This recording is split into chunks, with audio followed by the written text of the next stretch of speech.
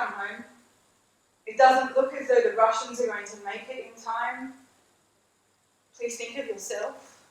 Be safe, get out, love. I cannot leave, he writes in reply, a barely legible reply written by candlelight in a borrowed room with borrowed ink. They need help. I can help. Thank you for your love and your desire that I might live. I want that too. But I cannot turn my back and save myself alone. I cannot turn away and leave them to their fate. Love. It's been many months since Raoul arrived in this city. So many months he can't quite remember. His name wouldn't have been the first to come to the minds of the Swedish diplomatic service when the President of the United States put out a call for other countries to come to the aid of Hungary. But his was the name that was chosen. Raoul Wallenberg. Charismatic, yes, but hardly a man of purpose or passion. To put him against Adolf Eickmann, ruthless soldier, seemed the mismatch of the century. But Raoul had heard stories of Jews who had escaped, had witnessed their optimism, their hope, even as a people who had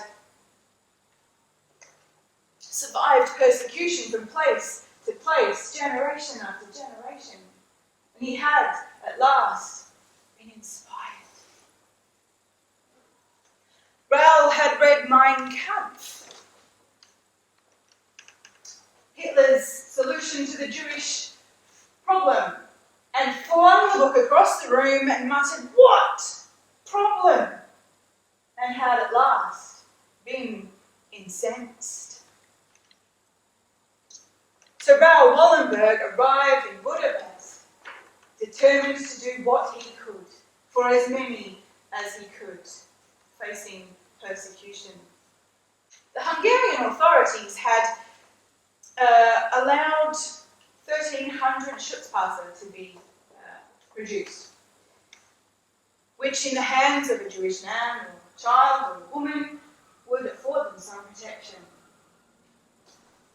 Raoul encouraged that number up to 13,000. And when those ran out, he rigged up a printing machine in the back of his car and made his own. Tens of thousands of Schutzpasser in the hands of tens of thousands of vulnerable people. He had been the one to design these passes and had made sure there was the Swedish colours of blue and yellow and the triple crown and lovely gaudy stamps and signatures so it looked very official. But the number of passes being presented was reported back to Eickmann and he wasn't terribly impressed. What? Who's doing this? Find him. Stop him. His crusade was being interrupted. So it happened that as the official delegate from Sweden, Raoul was asked to verify suspect passes and to swallow his heart as it threatened to spew forth from his mouth and instead utter the words that would condemn this one before him. The soldier knew. The soldier knew that Raoul knew this one was a forgery. To deny it now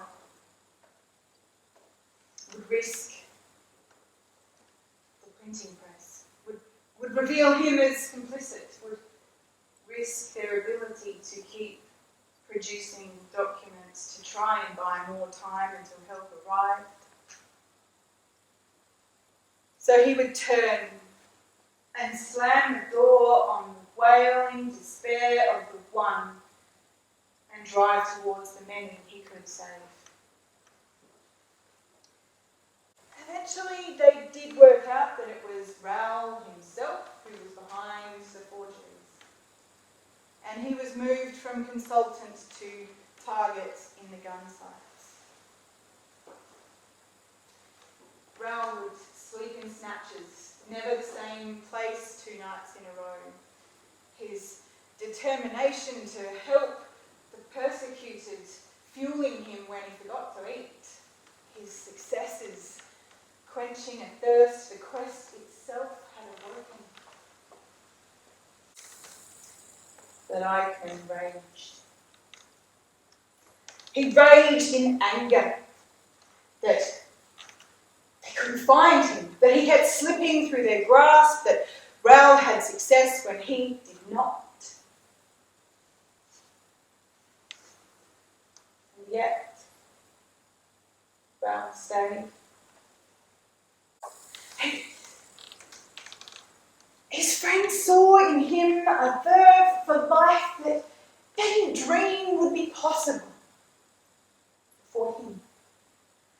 And he seemed to gather hundreds of others around him. It was infectious, this verve for life, and they formed a river to quell the edges of a raging inferno crossing Hungary towards the city. They were driving trucks out towards the lines. The trucks filled with blankets they would wrap around bodies they stole out of marching order.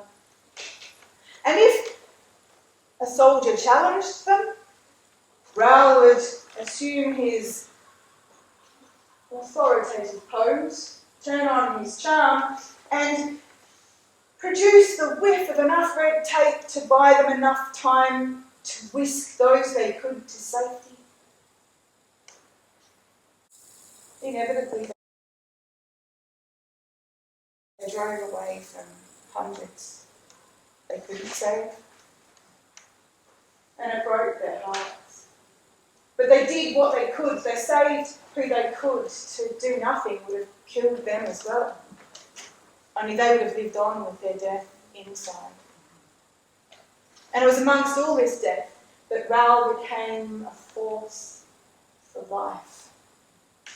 A force for life against that raging inferno. The fire engulfing Eickmann grew, and his rage turned towards the Hungarian authorities, who they had thought were on their side.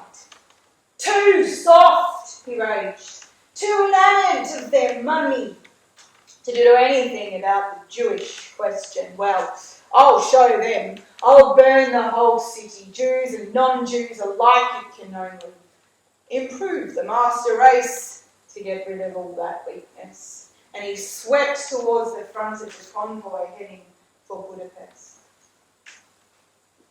But Eickmann never saw Budapest burned. The Russians arrived in time and he was arrested. He escaped through Italy, and for years the hunter became the hunted. Eventually he was found, and he was put on trial for his crimes against humanity. He has no known resting place. There is no pilgrimage site for a man history cannot forget. And his Swedish opponent in the Battle of Budapest, we don't know his resting place either. As the Russians arrived, he went out to meet them to secure the safety of the Jews he fought so hard to protect. But he was never heard from again. Or was he? For each time his story is told, his response reverberates across the generations. A response to humans in need. I cannot turn away and leave them to their fate. I cannot turn away, myself alone. to save.